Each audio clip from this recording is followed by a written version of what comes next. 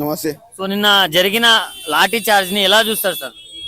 లాఠీ చార్జ్లని చూసుడు కాదు, దీన్ని తీవ్రంగా ఖండిస్తున్నాం. ఖచ్చితంగా విద్యార్థులకు అన్యాయం జరుగుతుంది. మనం చూస్తున్నాం, వీళ్ళు ఓటేసి గెలిపించుకున్న నాయకులు అకౌంటబిలిటీ, రెస్పాన్సిబిలిటీ అనేది ఒక పదాలు మనము చిన్నప్పటి నుంచే మనకు నేర్పించి తీసుకొని వచ్చింది. ఓటు ఎందుకు వేస్తారండి? మనము విద్యార్థులకి ఓటు హక్కు 18 సంవత్సరాలు ఎందుకు ఇచ్చినారు?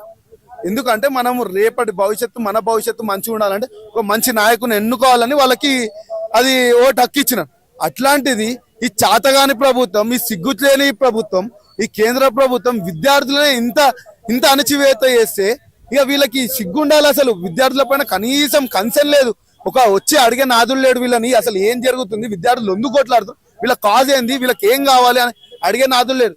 వీళ్ళు ఉంటే ఎంత, పీక్తే ఎంత ఇట్లాంటి ప్రభుత్వం. అంటే అలా స్టూడెంట్స్ లోపల చాలా మంది పెయిడ్ ఆర్టిస్టులు ఉన్నారు, అందరు స్టూడెంట్స్ కాదంటున్నారు. సిగ్గుండాలి పెయిడ్ ఆర్టిస్టులకి. ఒక డాక్టర్ ఉన్నాడు దాంట్లో, ఒకడు ఇంజనీర్ ఉన్నాడు, ఒకడు ఎంబీబీఎస్ చేసేటోడు ఉన్నాడు, ఎంబీఏ చేసేటోడు ఉన్నాడు, ఇంజనీర్లు ఉన్నారు, బీటెక్ స్టూడెంట్లు ఉన్నారు, ఆఖరికి 10వ తరగతి విద్యార్థులు కూడా ఉన్నారు. వీళ్ళకి అన్ని కళ్ళు దొబ్బినాయా, కళ్ళు కాకిలు ఎత్తుకపోయినా, వీళ్ళకి ఏమన్నా కళ్ళు కాకిలు ఎత్తుకపోయినా అంటే చెప్పుకోండి, మేమే ఒక ఐకి ఆపరేషన్లు చేపిస్తాం. ఇలా కనీసం విద్యార్థులు అంటే మనకు వయసు అంటే తెలుస్తుంది కదా. ఇక పిల్లగాడు ఉన్నాడు, వీడు ఎట్లున్నాడా, వీడు స్టూడెంట్ అని ఓడన్నా అంటాడు. వాడు ఏమన్నా వాడిని చూసి ఓడన్నా అంకుల్ అనుకుంటాడా? అనుకోడు. అట్లాంటిది ఆడ ఉన్నది ప్రతి ఒక్కరిని కనబడుతుంది. విద్యార్థులు వాళ్ళ కాజ్ ఏంది, వాడిని ఇప్పుడు విద్యార్థులు కాదని ఇంకే వాడిని అడిగితే వాడిని తెలుస్తుంది వాని బాధ. వాడిని అడుగుతలేము మనం, విద్యార్థులను ఎవరిని అడుగుతలేదు. మా విద్యార్థులను ఎవడ నచ్చ అడుగుతున్నాడా, మీ బాధ ఏంద్రా, ఎందుకు వచ్చి రోడ్డు పైనకి ఎక్కుతారు, ఎందుకు ఈ బాధ, ఎవరు అడుగుతలేరు. పైనుంచి అడగకపోగా పైనుంచి ఏంటంటే వీళ్ళు విద్యార్థులు కాదు. అంటే దేశానికి విరుద్ధంగా నినాదాలు చేసినారు, అప్పుడే కొట్టాం, లేకపోతే పోలీసుల మీద దాడి చేశారు, దాని తర్వాత కొట్టామంటున్నారు. ఖచ్చితంగా ప్రశ్నిస్తే మీరు ఇప్పుడు నార్మల్ గా ఈ బీజేపీ ప్రభుత్వాన్ని ప్రశ్నించేటోడు ఎవడని ఉన్నాడంటే యాంటీ హిందూ అనేస్తారు, యాంటీ ఇండియన్ అనేస్తారు, వాని ఇష్టానుసారంగా యాంటీ నేషనలిస్ట్ అనే వేస్తాడు. అట్లాంటిది వాడేవాడు మాకు బిర్దిస్తుంటే ఇక బొట్టు పెట్టుకొని గుళ్ళలకు పోయిన, పొద్దున్న లేచి గుళ్ళలకు తిరిగిన మమ్మల్ని యాంటీ హిందువులని అని ఉంటే వాని బతుకుకి సిగ్గుండాలి. అసలు మేము ఇంతగానం బొట్లు పెట్టుకొని మా దేవుడు మేము భక్తితో మేము పోతుంటే వాడెవడో వచ్చి మమ్మల్ని యాంటీ హిందూ అంటుంటే మేము ఎట్లుకుంటాం అనుకున్నారు?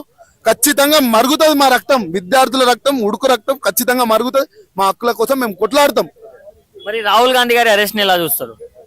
అదే వీళ్ళని ప్రశ్నిస్తేనే ఇవి అరెస్టులు అనేవి ఎందుకు జరుగుతాయి? వీడు క్వశ్చన్ చేస్తే ఆన్సరబుల్ కాదు, ఒక మీడియా పాయింట్ కి వచ్చి మాట్లాడినోడు కాదు. ఈ మోడీ, ఈ బీజేపీ నాయకులు ఎవ్వరు కూడా మీడియా పాయింట్ కి వచ్చినోడు కాదు. ఎవ్వరు కూడా అరే అసలు ప్రజాస్వామ్యంలో ఏంది, ఎందుకు ప్రశ్నించాలి, ఈ ప్రశ్నించేటోళ్ళకి ఎట్లా జవాబుదారీగా ఉండాలి, మనకు ఎందుకు హక్కు ఇచ్చింది, మనకి రాజ్యాంగం ఏం హక్కు ఇచ్చింది, మనకి రాజ్యాంగం ప్రశ్నించాలి అనే హక్కు ఇచ్చింది. మళ్ళీ ఆ ప్రశ్నిస్తుంటే ఈ అక్రమాల అరెస్టులు చేసుకుంటా ఉల్టా మళ్ళా ఈ అరెస్టులు చేయొద్దు, అరెస్టులు చేస్తాము, మీరు అట్లనే పడి ఉండాలి, మేము కొడతాము, మీరు అట్లనే పడి ఉండాలి, మేము తిడతాము, మేము ఇష్టానుసారంగా మా రాజకీయం మేము మా లబ్ధి కోసం చేసుకుంటా ఉంటామని విద్యార్థులు ఊరుకోరు. మేము మా హక్కు, మా ఓటు హక్కు, మేము గెలిపించింది మేము ఖచ్చితంగా వీళ్ళని నరుకుతాం. ఈ పార్టీలు మాకు వెపన్లు అవసరం లేదు, మాకు కత్తులు అవసరం లేదు. ఇది ఒక్క ఏలుందా, ఇది ఒక్కటి సరిపోతుంది మాకు మిమ్మల్ని నరకడానికి. ఖచ్చితంగా రానున్న రోజుల్లో మీ ప్రభుత్వం గద్ద దింపుతాం, మీ మెడలు వంచాం. మా హక్కుల కోసం మేము మా హక్కులను ఎట్లా తెచ్చుకోవాలో మాకు తెలుసు. అంటే ఇప్పుడు నిన్న జరిగిన లాఠీ చార్జ్ కావచ్చు, లేకపోతే రాహుల్ గాంధీ గారి అరెస్ట్ కావచ్చు, ఇవంతా చూస్తుంటే వచ్చేసారి నేషనల్ పాలిటిక్స్ లో ఏమైనా చేంజ్ అయ్యే అవకాశం? తువ్వనుస్తారు వీళ్ళ పైన, తువ్వను ఉంచుతున్నారు వీళ్ళ పైన. విద్యార్థులు, రైతులే గాని నువ్వు ఎవరిని చూసుకున్నా, భారత దేశంలో ఏ మూలలో చూసుకున్నా బీజేపీ పార్టీ అంటే, బీజేపీ నాయకులను అంటే ఉంచుతున్నారు ముఖం పైన. వాడు పక్క నుంచి పోయినా కూడా వాడు ఏమైనా చేసినా కూడా ఉంచుతున్నారు. వాడు గెలుస్తాడని అనుకుంటున్నాడా? వాడి భ్రమ. ఆ ఈసీని మన ఎలక్షన్ కమిషన్ ని మెయింటైన్ చేస్తుండు కాబట్టి ఏదో బతుకుతున్నాడు. కానీ రానున్న ఎలక్షన్ అది కూడా తక్కువైపోయింది. పబ్లిక్ కి అవేర్నెస్ వచ్చింది, ఓటు ఏడేయాలి, ఎట్లేస్తే మన నాయకులను ఎట్లా గెలుచుకుంటామని చాలా మంచిగా బుద్ధి చెప్పినారు వీళ్ళు. మన ఓటు హక్కుని వీళ్ళు వీనంత వీలుగా మనం వేసేది ఒక ఓటు, వీడు తిప్పుకునేది ఇంకో ఓటు, వాడు గెలిపించుకోవాలని వాడు ఎంత మేనేజ్ చేసినా ఇప్పుడు ప్రతి ఒక్క విద్యార్థులకి ఖచ్చితంగా అర్థమైంది మన ఓటు ఎట్లా ఉపయోగించుకోవాలో. పేపర్ లీక్ గురించి చెప్పనికేముంది, వీళ్ళ ప్రభుత్వం ఉన్నదే అన్ని అమ్ముకోనికేనే వీళ్ళు బతుకున్నారు. వీళ్ళు ఏది అమ్మలేరు రేపు దేశంలో. ఈడ ఏది దొరుకుతుంది అది అమ్ముతున్నారు.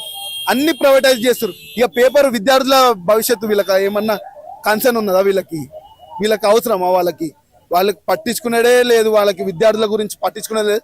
వీడు పేపర్ లీకేజ్ అయినా సరే వాడు అక్కడ చచ్చినా కూడా వాడిని అమ్ముకోవాలి, తూకానికి వేసి అమ్ముతాం విద్యార్థుల భవిష్యత్తును. కానీ మేము దీనికి ఏంది విద్యార్థుల కోసం విద్యార్థుల పక్షాన్ని నిలుచుతామని ఒక్కడు కూడా వచ్చి మాట్లాడతాడు. ఇక వానికి నిమ్మకు నీరెత్తినట్టున్న ప్రభుత్వాన్ని వానికి ఎంత చేసినా బేకారే.